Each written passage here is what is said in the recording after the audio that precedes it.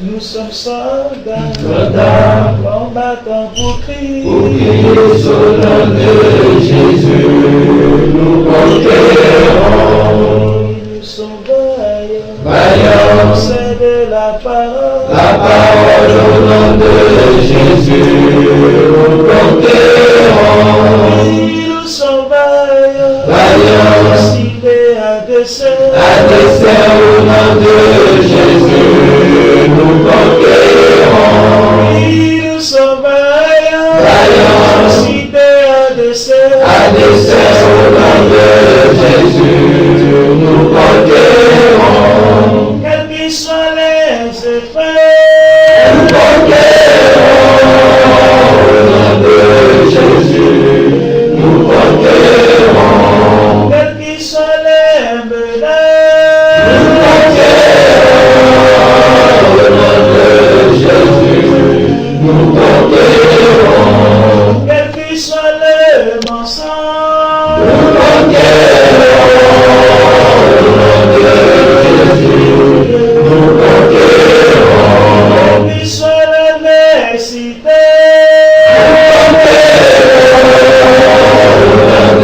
Jésus, nous conquérons. nous sommes vaillants, Vaillants, ciblés à dessein au nom de Jésus, nous conquérons. Nous sommes vaillants, Vaillants, ciblés à dessein au nom de Jésus, nous conquérons. Nous sommes vaillants, Vaillants, c'est de la parole au nom de Jésus, nous conquérons. Nous sommes vaillants, Vaillants, ciblés à dessein au nom de Jésus, nous conquérons. quels qu'ils soient les mensonges,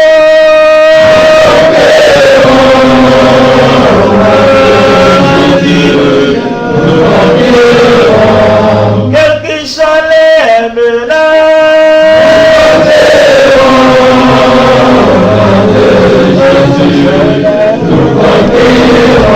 quelle que soit l'adversité,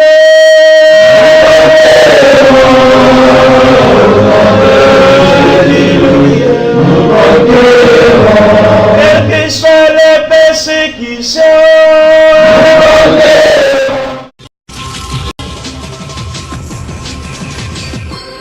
Bonsoir à tous, merci de votre attention. Voici les titres de l'actualité de ce mardi.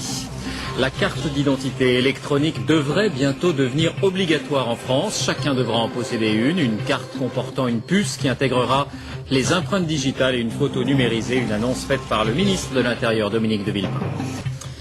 La France est donc prête à franchir le pas, comme certains de ses voisins l'ont déjà fait. La carte d'identité devrait bientôt devenir obligatoire, peut-être d'ici 5 ans.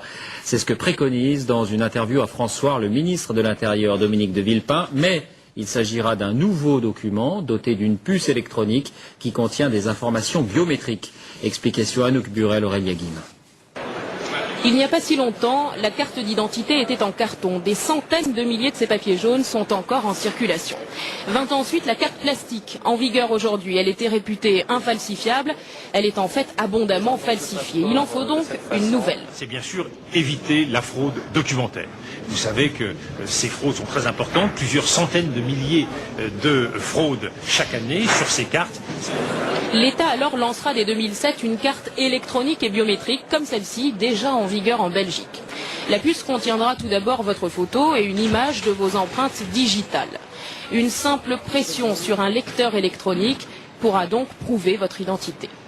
Également dans la puce, l'accès via un code à vos données personnelles, compte en banque, dossier fiscal, numéro de permis de conduire.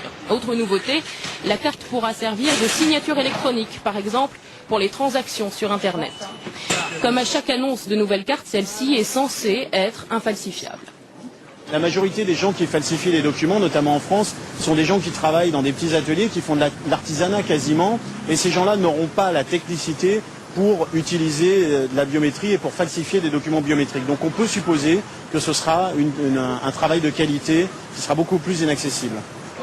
Plusieurs sociétés privées, dont Aéroports de Paris, ont déjà distribué ce type de badge à leurs employés. Comment éviter le piratage des données personnelles? Les défenseurs des libertés individuelles crient à l'imprudence et à l'intrusion dans la vie privée. La nouvelle carte sera officialisée en juin prochain. Elle sera obligatoire et payante. Oui, les moyens d'identification et de contrôle électronique sont de plus en plus précis et suscitent beaucoup de questions. Voici un exemple un peu extrême, mais qui pourrait faire école. En Espagne, pour fidéliser leurs clients, certains établissements leur proposent de se faire greffer une puce directement sous la peau. Reportage Jacques Cardos, Thierry Breton. Attention, cet homme est porteur d'une puce électronique. Implantée dans le bras, elle lui permet d'avoir accès au carré VIP. Comme un produit de supermarché, les clients sont barcodés et la puce contient leur crédit consommation. Ainsi, dans cette boîte de Barcelone, il y a ceux un peu vieux jeux qui dansent encore avec un porte-monnaie et ceux qui n'en ont plus besoin. Légalisée depuis un an, cette greffe est même proposée à l'intérieur de la boîte contre 125 €. L'opération ne dure qu'une vingtaine de minutes. D'abord une petite anesthésie locale, ensuite la puce est greffée sous la peau et reliée à un compte personnel, un peu comme un compte bancaire. Je ne sais pas pourquoi j'ai voulu faire ça. En fait, c'est peut-être parce que tout le monde l'a. Et puis, c'est pour savoir comment c'est juste pour ça. Cette puce qui vient des États-Unis a obtenu un droit de commercialisation à condition de ne pas détenir d'informations médicales. Facile à implanter, n'importe qui peut donc s'improviser infirmière de boîte de nuit. C'est plus facile que de faire un piercing. Et ceux qui font ça n'ont pas spécialement d'autorisation. Et de toute façon, je me sens capable de réagir en cas de problème. Une centaine de consommateurs a déjà opté pour l'identification électronique. Un seul petit problème, pour se faire retirer la puce, il faut subir une intervention chirurgicale. C'est le même principe que pour les femmes qui se font implanter une pilule contraceptive. Au bout d'un an ou deux, il faut bien l'enlever pour en faire poser une autre.